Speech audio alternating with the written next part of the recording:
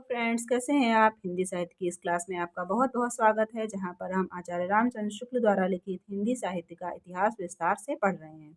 इसके अंतर्गत हम आदिकाल और भक्तिकाल को पढ़ चुके हैं और इससे आगे अब हम पढ़ रहे हैं रीतिकाल में प्रकरण 3 के अंतर्गत आने वाले कवियों को। ये सभी वीडियोस चैनल पर उपलब्ध हैं। आप चाहें तो ये पूरी सीरीज चैनल पर जाकर देख सकते हैं और अपने नोट्स आदि बना सकते हैं। तो आइए देखते हैं आगे के रीतिकालीन कवियों को। आज हम पढ़ते हैं एक ऐसे कवि को जो रीतिकालीन साहित्य की रीति मुक्त धारा के सर्वश्रेष्ठ कवि माने जाते हैं। आइए देखते हैं घनानंद को। ये साक्षात रस मूर्ति और ब्रजभाषा काव्य के प्रधान स्तंभों में हैं। इनका जन्म संवत 1746 के लगभग हुआ था और ये संवत 1796 में नादिर शाही में मारे गए। इनका जन्म 1746 के लगभग हुआ था और ब्रजभाषा के जो काव्य के प्रधान स्तंभों में से एक इनको माना जाता है। जाति के कायस्थ और दिल्ली के बादशाह मोहम्मद शाह के मीर मुंशी थे। ये जाति के कायस्थ थे और दिल्ली के मोहम्मद शाह जो थे उनके मीर मुंशी थे घनानंद। कहते हैं कि एक दिन दरबार में कुछ कुचक्रियों ने बादशाह से कहा कि मीर मुंशी साहिब गाते बहुत अच्छा हैं। बादशाह से इन्होंने बहुत टाल मटोल किया। इस पर लोगों ने कहा कि ये इस तरह न गाएंगे, यदि इनकी प्रेमिका सुजान नाम की वेश्या कहे तब गाएंगे। दरबार में कुछ कुचक्रियों ने बादशाह से कहा कि मीर मुंशी गाते बहुत अच्छा हैं और बादशाह ने जब इनसे गाने के लिए कहा तो इन्होंने टाल मटोल किया। इस पर लोगों ने कहा कि सुजान नाम की वेश्या जो इनकी प्रेमिका थी, अगर वो कहेगी तभी ये गाएंगे। वेश्या बुलाई गई। इन्होंने उसकी ओर मुंह और बादशाह की ओर पीट करके ऐसा गाना गाया कि सब लोग तन्मय हो गए। इन्होंने सुजान की ओर मुंह करके और बादशाह की ओर पीट करके ऐसा गाना गाया कि लोग तन्मय हो गए। बादशाह इनके गाने पर जितना ही खुश उतना ही बेअदबी पर नाराज। बादशाह इनके गाने पर तो खुश हुआ, लेकिन बेअदबी इनकी जो थी, इन्होंने बादशाह की तरफ पीट करके गाया था, उस पर बादशाह नाराज हो गया। उसने इन्हें शहर से निकाल दिया। जब ये चलने लगे तब सुजान से भी साथ चलने को कहा, पर वह न गई। जब ये चलने लगे तो इन्होंने सुजान से भी अपने साथ चलने को कहा, पर सुजान ने मना कर दिया। इस पर इन्हें विराग उत्पन्न हो गया और ये वृंदावन जाकर निम्बार्क संप्रदाय के वैष्णव हो गए। इस पर इनको विराग उत्पन्न हो गया संसार से और ये वृंदावन चले गए। वहां जाकर ये निम्बार्क संप्रदाय में दीक्षित हो गए।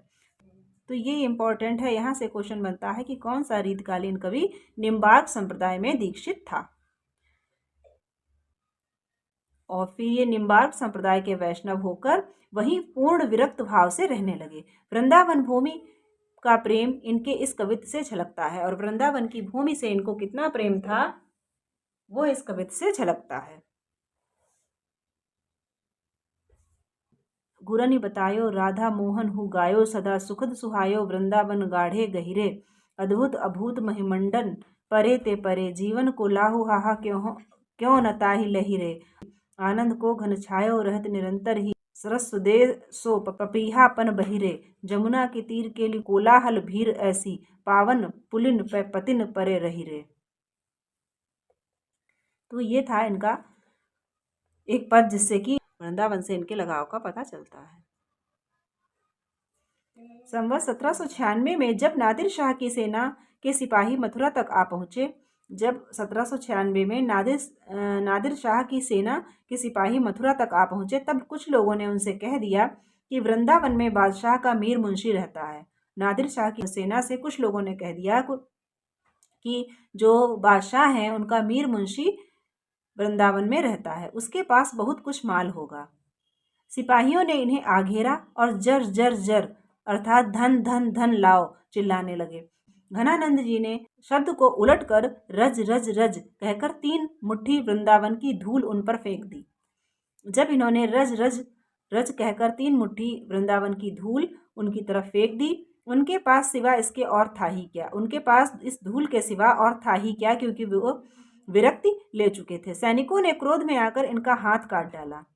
तो नादिर शाह के जो सैनिक थे वो क्रोध में आ गए और उन्होंने इनका हाथ काट डाला। कहते हैं कि मरते समय इन्होंने अपने रक्त से यह कवित्त लिखा और कहते हैं कि जब हाथ उनके सिपाहियों ने काट डाला और रक्त बहने लगा, तब उसी रक्त से इन्होंने अपने अंतिम क्षणों में ये कवित्त लिखा।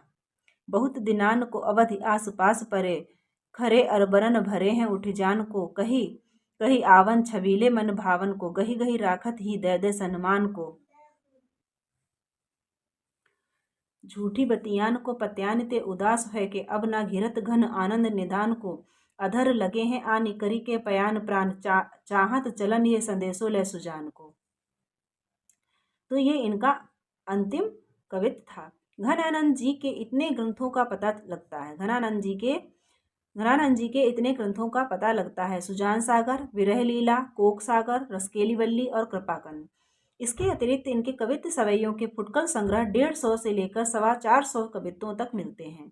इनके इतने ग्रंथ मिलते हैं, एक सुजान सागर, एक विरह लीला, कोक सागर, रसकेली वल्ली और कृपाकंद। इतने ग्रंथों का उल्लेख आचार्य शुक्ल ने किया है। इसके अतिरिक्त इनके फुटकल कवित्त सवैया भी मिलते हैं जो 425 कवित्तों तक होंगे। कृष्ण भक्ति संबंधी इनका एक बहुत बड़ा ग्रंथ छत्रपुर के राज्य पुस्तकालय में है, जिसमें प्रिया प्रसाद, ब्रज व्यवहार, वियोग वेली, कृपाकंद निबंध, गिरि गाथा, भावना प्रकाश, गोकुल विनोद, धाम चमत्कार, कृष्ण कौमुदी, नाम माधुरी, वृंदावन मुद्रा, प्रेम पत्रिका, रस बसंत इत्यादि अनेक विषय वर्णित है, जिसमें इतने विषय वर्णित है। इनकी विरह लीला ब्रज भाषा में पर फारसी के छंद में है। इनकी विरह लीला नामक जो रचना है वो ब्रज भाषा में है, परंतु फारसी के छंद में है। इनकी सी विशुद्ध, सरस और शक्तिशालिनी ब्रजभाषा लिखने में और कोई कवि समर्थ नहीं हुआ। ये यहाँ से इम्पोर्टेंट है। कथन के रूप में, इनकी सी विशुद्ध, सरस और शक्तिशालिनी ब्रजभाषा लिखने में और कोई कवि समर्थ नहीं हुआ। विशुद्धता के साथ प्रौढ़ता और माधुर्य भी अपूर्व है। विप्रलंब श्रृंगार ही अधिकतर इन्होंने लिखा है। इन्होंने सुजान के वियोग में जितने भी कवित्त लिखे हैं उनमें विप्रलंब श्रृंगार की ही प्रधानता है। ये वियोग श्रृंगार के प्रधान मुक्तक कवि हैं और यहाँ से प्रेम की पीर ही को लेकर इनकी वाणी का प्रादुर्भाव हुआ। यहाँ से भी कथन के रूप में इम्पोर्टेंट है, कथन के रूप में पूछा जा चुका है और यहाँ से यहाँ तक कई बार परीक्षाओं में पूछा गया है कि प्रेम मार्ग का ऐसा प्रवीण और धीर पथिक तथा जवादानी का ऐसा दावा रखने वाला ब्रजभाषा का दूसरा कवि नहीं हुआ। ये किसका कथन है, किसके संबंध में है, ये कई बार परीक्षाओं में पूछा जा चुका है, तो इसको आप बिल्कुल इम्पोर्टेंट लगा लीजिए और ध्यान से पढ़ लीजिएगा, चाहे तो नोट भी कर सकते हैं। अतः इनके संबंध में निम्नलिखित उक्ति बहुत ही संगत है। तो इनके संबंध में ये निम्नलिखित उक्ति बहुत ही संगत है। नेही महा ब्रजभाषा प्रवीण और सुंदर ताहु के भेद को जाने, योग वियोग की रीति में कोविद, भावना भेद स्वरूप को ठाने, चाह के रंग में भीजो हियो बिछुरे मिले प्रीतम साति न माने, भाषा प्रवीण सुछंद सदा रहे सो घनजू के कवित्त बखाने।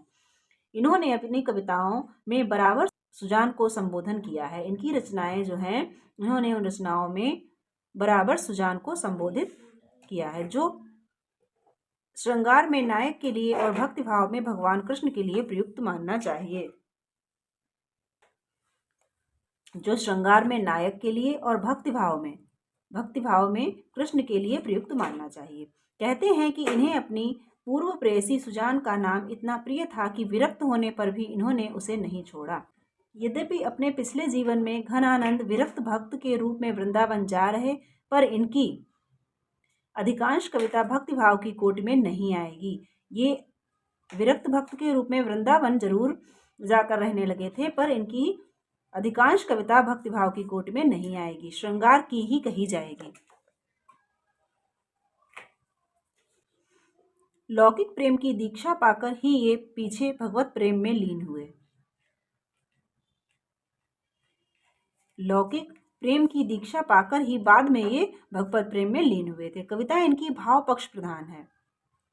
कोरे विभाव पक्ष का चित्रण इनमें कम मिलता है। जहाँ रूप छटा का वर्णन इन्होंने किया भी है, वहाँ उसके प्रभाव का ही वर्णन मुख्य है। इनकी वाणी की प्रवृत्ति अंतर्वृत्ति निरूपण की ओर ही विशेष रहने के कारण बाह्यार्थ निरूपक रचना कम मिलती है। अंतर्वृत्ति का निरूपण करने में वाणी अधिक मुखर रही है और बाह्यार्थ निरूपक रचनाएं इनकी कम मिलती हैं। होली के उत्सव, मार्ग में नायक नायिका की भेंट, उनकी रमणीय चेष्टाओं आदि के वर्णन के रूप में ही वह पाई जाती है। बाह्य अर्थ निरूपक जो है वो होली के उत्सव, नायक नायिका की भेंट, उनकी रमणीय चेष्टाओं आदि के रूप में ही केवल पाया जाता है। संयोग का भी कहीं कहीं बाह्य वर्णन मिलता है और संयोग का भी बाह्य वर्णन कहीं कहीं मिलता है, पर उसमें भी प्रधानता बाहरी व्यापारों की चेष्टाओं की नहीं है, हृदय के उल्लास और लीनता की है। जो संयोग का बाह्य वर्णन कहीं कहीं मिलता है उसमें भी बाहरी व्यापारों की चेष्टाओं की प्रधानता नहीं है, हृदय के उल्लास और लीनता की प्रधानता है।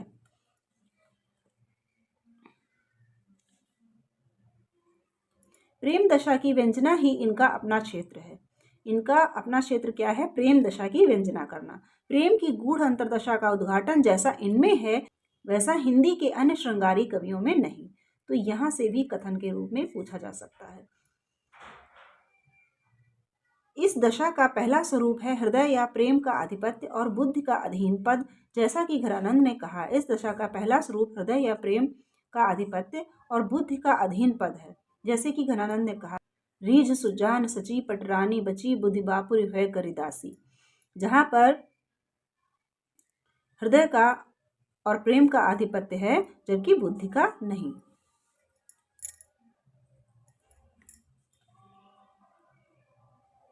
प्रेमियों की मनोवृत्ति इस प्रकार की होती है कि वे प्रेम की कोई साधारण चेष्टा भी देखकर उसका अपनी ओर झुकाव मान लिया करते हैं और फूले फिरते हैं। प्रेमियों की मनोवृत्ति ही इस प्रकार की होती है कि उसकी कोई भी चेष्टा को देखकर उसका अपनी ओर झुकाव मान ही लेते हैं। इसका कैसा सुंदर आभास कवि ने नायिका के इस वचन द्वारा दिया है जो मन को संबोधन करके कहा गया है। रुचि के वे राजा जान प्यारे हैं, आनंद घन होत कहा हेरे रंग मान्य लीनो मेल सो। कवियों की इसी अंतर्दृष्टि की ओर लक्ष्य करके एक प्रसिद्ध मनस्तत्ववेत्ता ने कहा है कि भावों या मनोविकारों के स्वरूप परिचय के लिए कवियों की वाणी का अनुशीलन जितना उपयोगी है उतना मनोवैज्ञानिकों का निरूपण नहीं। एक मनस्तत्ववेत्ता हैं जिन्होंने ये कहा है कि भावों या मनोविकारों के स्वरूप का परिचय पाने के लिए कवियों की वाणी का अनुशीलन जितना उपयोगी है उतना मनोविज्ञानियों का निरूपण उपयोगी नहीं है।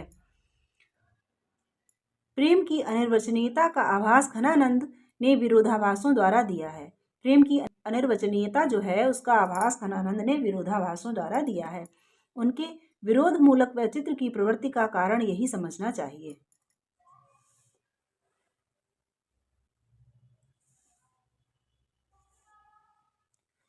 यद्यपि इन्होंने संयोग और वियोग दोनों पक्षों को लिया है, पर वियोग की अंतर्दशाओं की ओर दृष्टि अधिक है। इन्होंने संयोग और वियोग दोनों पक्षों का वर्णन किया है, पर वियोग की अंतर्दशाओं की ओर इनकी दृष्टि अधिक है। इसी से इनके वियोग संबंधी पद्य प्रसिद्ध हैं। इसीलिए इनके वियोग संबंधी पद्य प्रसिद्ध हैं। वियोग वर्णन भी अधिकतर अंतर्वृत्ति निरूपक है और जो वियोग वर्णन है वो अधिकतर अंतर्वृत्ति निरूपक है, बाह्यार्थ निरूपक नहीं। घनानंद ने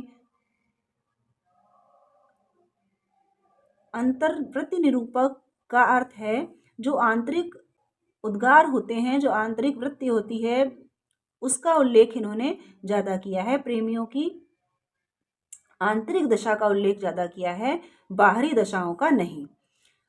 जबकि अन्य कवियों बिहारी आदि ने जो वियोग में बाहरी दशा होती है उसका चित्रण अधिक किया है। घनानंद ने न तो बिहारी की तरह विरहताप को बाहरी माप से मापा है न बाहरी उछल कूद दिखाई है।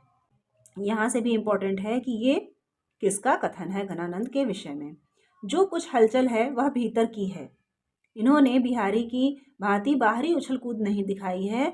विरह की बाहरी दशाओं का वर्णन ना करके इनकी जो भी हलचल है वह भीतरी है, भीतर की ही है। बाहर से वह वियोग प्रशांत और गंभीर है। जो वियोग है इनका वो बाहर से एकदम शांत और गंभीर है। न उसमें करवटें बदलना है, न सेज का आग की तरह तपना है, न उछल उछल कर भागना है। उनकी मौन मधी पुकार है। इनका जो वियोग है उसमें बाहरी कोई उछल कूद नहीं है, उनकी मौन मधी पुकार है। उनकी जो भी विरह वर्णन में उन्होंने जो भी रचनाएं की हैं वो सिर्फ उनके अंतर्मन की पुकार है, बाहरी उन्होंने कोई वर्णन इस प्रकार का नहीं किया है। तो ये यहाँ से पूरा कथन के रूप में इम्पॉर्टेंट है। इनकी पंक्तियाँ जो आचार्य शुक्ल ने घनानंद के विषय में कही हैं लगभग सभी इम्पॉर्टेंट हैं। ये निसंकोच कहा जा सकता है कि भाषा पर जैसा यहाँ से भी इम्पॉर्टेंट है। ये निसंकोच कहा जा सकता है कि भाषा पर जैसा अचूक अधिकार इनका था वैसा और किसी कवि का नहीं। भाषा मानो इनके हृदय के साथ जुड़कर ऐसी वशवर्तिनी हो गई थी कि ये उसे अपनी अनूठी भावभंगी के साथ साथ जिस रूप में चाहते थे उस रूप में मोड़ सकते थे। भाषा पर इनका अचूक अधिकार था। ये भाषा को जिस प्रकार से प्रयोग करना चाहते थे करते थे। ऐसा लगता था कि भाषा जैसे इनके वश में है। इनके हृदय का योग पाकर भाषा की नूतन गतिविधि का अभ्यास हुआ और यह पहले से कहीं अधिक बलवती दिखाई पड़ी। इनके हृदय का योग पाकर अर्थात जब भाषा में इनके हृदय के उद्गार वर्णित हुए तो ये नूतन गतिविधि का अभ्यास हुआ और ये पहले से कहीं अधिक भाषा पहले से अधिक कहीं पुष्ट दिखाई पड़ी। जब आवश्यकता होती थी तब ये उसे बंधी प्रणाली पर से हटाकर अपनी प्रणाली पर ले जाते थे और जब आवश्यकता होती थी तब ये भाषा को उसकी बंधी बधाई प्रणाली से हटाकर अपनी प्रणाली पर ले जाते थे। भाषा की पूर्व अर्जित शक्ति से ही काम न चलाकर इन्होंने उसे अपनी ओर से नई शक्ति प्रदान की। इन्होंने भाषा को भी अपने पद्यों द्वारा कवित्वों द्वारा नई शक्ति प्रदान की। घनानंद जी उन विरले कवियों में हैं जो भाषा की व्यंजकता बढ़ाते हैं। यहाँ से भी ये इम्पोर्टेंट है। ये किसका कथन है? अपनी भावनाओं के अनूठे रूप रंग की व्यंजना के लिए भाषा का ऐसा बेधड़क प्रयोग करने वाला हिंदी के पुराने कवियों में दूसरा नहीं हुआ। अपनी भावनाओं के अनूठे रूप रंग की व्यंजना जो इन्होंने की है उसके लिए भाषा का इतना जो बेधड़क प्रयोग इन्होंने किया है वो पहले किसी कवि ने नहीं किया। भाषा के लक्षण और व्यंजक बल की सीमा यहाँ से भी बहुत ही इम्पोर्टेंट है और कई बार पूछा जा चुका है कि भाषा के लक्षण और व्यंजक बल की सीमा कहाँ तक है, इसकी पूरी परख इन्हीं को थी। इन्हीं को भी है, यहाँ पर मिसप्रिंट होगा, इन्हीं को थी। भाषा के लक्षण और व्यंजक बल की सीमा कहाँ तक है, इसकी पूरी परख इन्हीं को थी। तो ये भी कई बार पूछा जा चुका है कि किस आलोचक का कथन है और किस कवि के संबंध में है। तो ये घनानंद जी का कवित्व है और आचार्य शुक्ल ने इनको सर्वश्रेष्ठ कवि ऋत मुक्तधारा का माना है।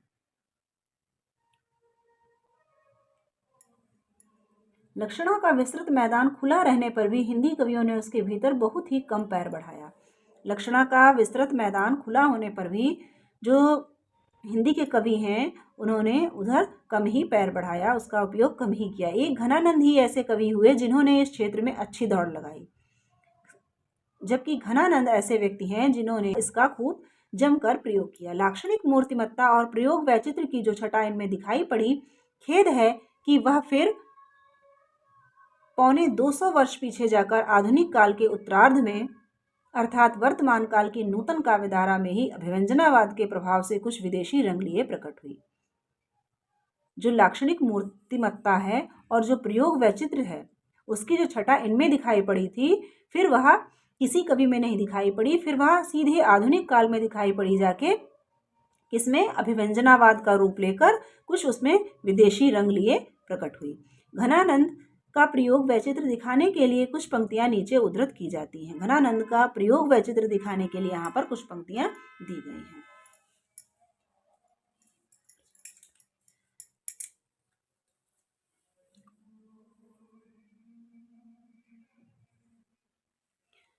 अरसाही गही वह बानी कछु सरसानी सुआने निहोरत है। दूसरी देखिए, होई है सो घरी भाग उघरी आनंद घन सुरस बरसी लाल देखी हो हरी हमें। खुले भाग्य वाली घड़ी में विशेषण विपर्य है। घड़ी भाग उघड़ी, खुले भाग्य वाली घड़ी। उघरो जग छाए रहे घन आनंद चातक ज्यों तकिए अब तो। उघरो जग संसार जो चारों ओर घेरे था वह दृष्टि से हट गया। उघरो जग मतलब जग खुल गया, दृष्टि से हट गया जो चारों तरफ घेरे था। तो इस प्रकार के इन्होंने प्रयोग अपनी भाषा में किए हैं। कहिए सु कहा अब मौन भली नहीं खोवते जो हमें पावते जू। हमें हमारा हृदय। कहिए सु कहा अब मौन भली नहीं खोवते जो हमें पावते जू। विरोध मूलक वैचित्र भी जगह जगह बहुत सुंदर मिलता है, जैसे झूठ की सच्चाई छाक्यो त्यों हित कचाई पाक्यो ताके गुण गण घन आनंद कहा गनो। तो यहाँ पर इन्होंने विरोध मूलक वैचित्र प्रकट किया है। सच्चा पक्का और झूठ सच। उजरन बसी है हमारी अखियान देखो सुबस सुदेश जहाँ राब रे बसत हो। उजरन, उजड़ी और बसी। गति सुनिहारी देखी थकनी में चली जात, थिर चर दशा कैसी ढकी उघरती है। ढकी भी है और उघड़ी भी है, मतलब खुली भी। तेरे जौन लेखो मोहि मारत परेखो महा, जान घन आनंद पे खोए वो लहत है। इन उद्धरणों से कवि की चुभती हुई वचन वक्रता पूरी पूरी झलकती है। इन उद्धरणों से इनकी जो वचन वक्रता है वो पूरी पूरी तरह से झलकती है। कहने की आवश्यकता नहीं कि कवि उक्ति ने वक्र पर हृदय के वेग के कारण पकड़ा है। कहने की आवश्यकता नहीं कि कवि उक्ति ने वक्र पर हृदय के वेग के कारण पकड़ा है। भाव का स्रोत जिस प्रकार टकराकर कहीं कहीं वक्रोक्त के छींटे फेंकता है, भाव का स्रोत जो है कहीं कहीं टकराकर वक्रोक्त के छींटे भी फेंकता है, उसी प्रकार कहीं कहीं भाषा के स्निग्ध, सरल और चलते प्रवाह के रूप में भी प्रकट होता है। ऐसे स्थलों पर अत्यंत चलती और प्रांजल ब्रजभाषा की रमणीयता दिखाई पड़ती है। कान परे बहुतायत में इकलैन की वेदन जानो कहा तुम, हौ मनमोहन मोहे कहूँ न, बिथा नैन की मानो कहा तुम। बौरे वियोगिन आप सुजान है, हाय कछु उर आनो कहा तुम। आरति बंत पपीहन को घन आनंद जू पहचानो कहा तुम। तो पंक्तियां इनकी कहने की आवश्यकता नहीं है कि घनानंद की सभी पंक्तियां ही इंपॉर्टेंट हैं। कारी कूर को किला कहाँ को बैर काढ़ तिरी, कुकी अब ही करे जो किन कोरिल। पैण परे पापी ये कलापी ने सिद्योस ज्यों ही, चातक रे घातक है तुहु कान फोरिल। आनंद के घन प्राण जीवन सुजान बिना, जान के अकेली सब घरोदल जोरिल। जौलो करे आवन विनोद बरसावन बे, तौलो रे डरारे बज मारे घन घोरिल। इस प्रकार की सरल रचनाओं में कहीं कहीं नाद व्यंजना भी बड़ी अनूठी है। एक उदाहरण लीजिए। एक उदाहरण इनकी नाद व्यंजना का यहाँ पर आचार्य शुक्ल ने दिया है। एरे बीर पौन तेरो सबय और गौन वारी, तोसो और कौन मैंने ढर कौ ही बाने दे। जगत के प्राण ओछे बड़े को समान घन, आनंद निधान सुख दान दुखियान दय। जान उजियारे गुण भारे अति मोहि प्यारे, अब होए अमोही बैठे पीठ पहचान दय। बिरह बिथा की मोरी आँखिन में राखों पूरी, धूर तिन पायन की हाहा नैकु आने दय। ऊपर के कवित्व के दूसरे चरण में आए हुए आनंद निधान सुखदान दुखियान दय में मृदंग की ध्वनि का बड़ा ही सुंदर अनुकरण है। उक्ति का अर्थ गर्भत्व भी घनानंद का स्वतंत्र है और स्वावलंबी होता है। बिहारी के दोहों के समान साहित्य की रूढ़ियों पर आश्रित नहीं। उक्ति का जो इनका अर्थ गर्भत्व होता है, जो उसका अर्थ होता है, वो इनका स्वतंत्र और स्वावलंबी होता है, किसी पर आधारित नहीं। जैसे बिहारी आदि कवियों ने रूढ़ियों के आधार पर रचना की है, उनका अर्थ रूढ़ी पर आधारित होता है, वैसा इनका नहीं है। उक्तियों की सांगोपांग योजना या अन्वित इनकी निराली होती है। कुछ उदाहरण लीजिए। पूरन प्रेम को मंत्र महापन, जा मधिशोध सुधारि है लेख्यो। ताहि के चारु चरित्र विचित्रन, यों पचिकै रचि राखि बिसेख्यो। ऐसो हियो हित पत्र पवित्र, जो आन कथा न कहूँ अवरेख्यो। सो घन आनंद जान अजान लो, टूक कियो पर बाँच न देखियो। आना कानी आरसी निहारी वो करे को कौलो, कहाँ मो चकित दशा त्यों न दीठ डोली है। मौन हूँ सो देखी हो कितेक पन पाली हो, जू कूक भरी मूकता बुलाए आप बोली है। जान घन आनंद यो मोहि तुम्हें पैज परी, जानी ये गोटेर टरे कौन धौ मलोली है। रुई दिए रहोगे कहाँ लो बहराए बे, की कहूँ तो मेरी ये पुकार कान खोली है। अगला पद है। अंतर में बासी पे प्रवासी कैसो अंतर है, मेरी न सुनत दया आपनी यो ना कहो। लोचननि तारे हुए सुझायो सब सूझी नाही, बूझी न परति ऐसी सोचनि कहाँ दहो। हो तो जान राय जाने जाहु न जान याते, आनंद के घन छाया छाए उघरे रहो। मूर्ति मया की हाहा सूरत दिखाइए नेकु, हमें खोए या विधि हो कौन धो लहा लहो। मूर्ति सिंगार की उजारी छवि आछी भांति, दीठ लालसा लोएननि लैलें आजी हों। रति रसना सवाद पावड़े पुनीत कारी पाए, चूमि चूमि के कपोलन सुमाजी हों। जान प्यारे प्राण अंग अंग रुचि रंगीन में, बोरी सब अंगन अनंग दुख भाजी हों। कब घन आनंद ढरो ही बानी देखें, सुधा हेत मन घट दरकनि सुठी राजी हों। राजी हों का यहाँ पर अर्थ दिया है रांझना। फूटे बर्तन में जोड़ या टाँका जो लगाया जाता है उसको बर्तन रांझना कहते हैं। निस दौस खरी उर्माझ अरी, छवि रंग भरी मुरि चाहन की, तकी मोरन त्यों चख ढोरी रहे ढरिगो हित ढोरन बाहन की। चटदय कटिपय बट प्राण गए गति हों मति में अवगाहन की। घन आनंद जान लग्यो जब ते जकवागी मोहि कराहन की।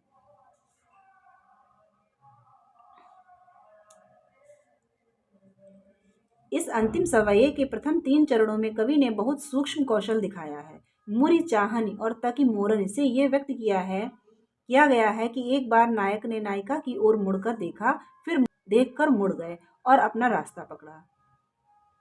देखकर जब वे मुड़े तब नायिका का मन उनकी ओर इस प्रकार ढल पड़ा जैसे पानी में नारी ढल जाता है। कट में बल देकर प्यारे नायिका के मन में डूबने के भय से निकल गए।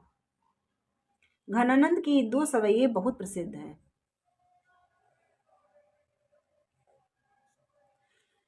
इनके ये 2 सवैये बहुत प्रसिद्ध हैं। पर कारज देह कुधारे फिरो पर जन्य जथारथ है दरसो।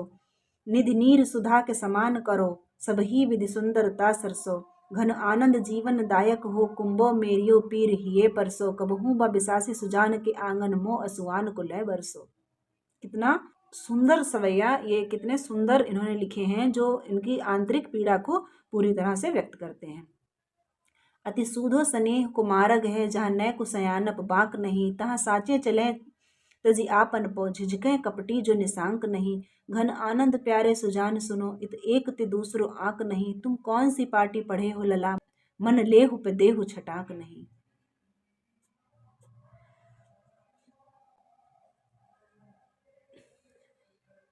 घनानंद की सभी पंक्तियां ही इम्पॉर्टेंट हैं। तो इनकी सभी पंक्तियों की या तो आप स्क्रीनशॉट ले लीजिए या तो इनको अगर आप नोट्स बना रहे हैं तो नोट कर लीजिएगा। और विरह लीला जो है इनका ग्रंथ, उससे ये पंक्तियां यहाँ पर दी गई हैं। सलोने श्याम प्यारे क्यों न आवो दरस प्यासी मरे तिनको जिवावो। कहाँ हो जू कहाँ हो जू कहाँ हो लगे ये प्राण तुमसो है जहाँ हो। रहो किन प्राण प्यारे नैन आगे तिहारे कारण दिन रात जागे।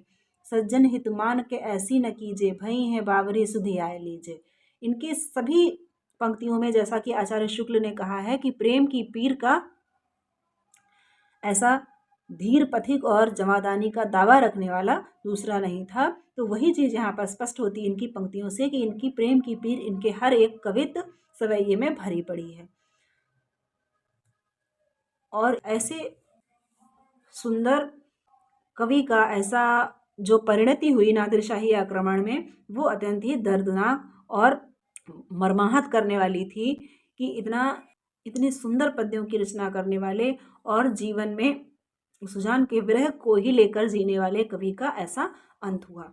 तो फ्रेंड्स, आज हमने यहाँ पर घनानंद का पूरा विवरण पढ़ा जो कि आचार्य शुक्ल ने अपने हिंदी साहित्य के इतिहास ग्रंथ में वर्णित किया था। तो यहाँ पर इनकी पंक्तियाँ और सभी इनके कवित्व सवैये लगभग इम्पॉर्टेंट हैं।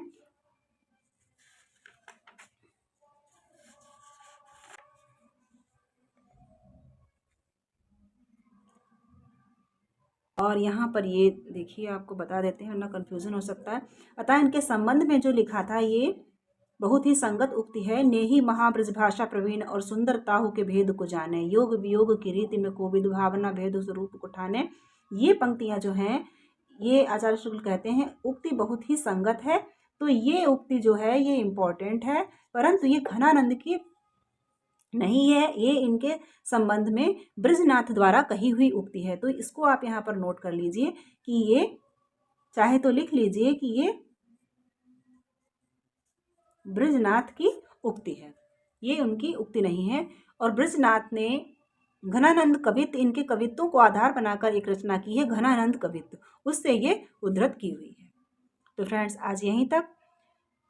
इससे आगे हम जो रीतिकालीन कवि रह गए हैं उनके विषय में पढ़ेंगे। तो अगर आपको अपनी स्टडी में इससे कुछ लाभ हो रहा हो और आपकी जानकारी में वृद्धि हो रही हो तो वीडियो को लाइक कर दीजिएगा और अपने फ्रेंड्स तक भी ये जानकारी शेयर कर दीजिएगा। अगर चैनल को अभी तक सब्सक्राइब नहीं किया है तो सब्सक्राइब करके बेल आइकन भी प्रेस कर दें ताकि आपको टाइमली नोटिफिकेशन भी मिलता रहे और आप आसानी से इन वीडियोस को कंटिन्यूअसली देख पाएँ।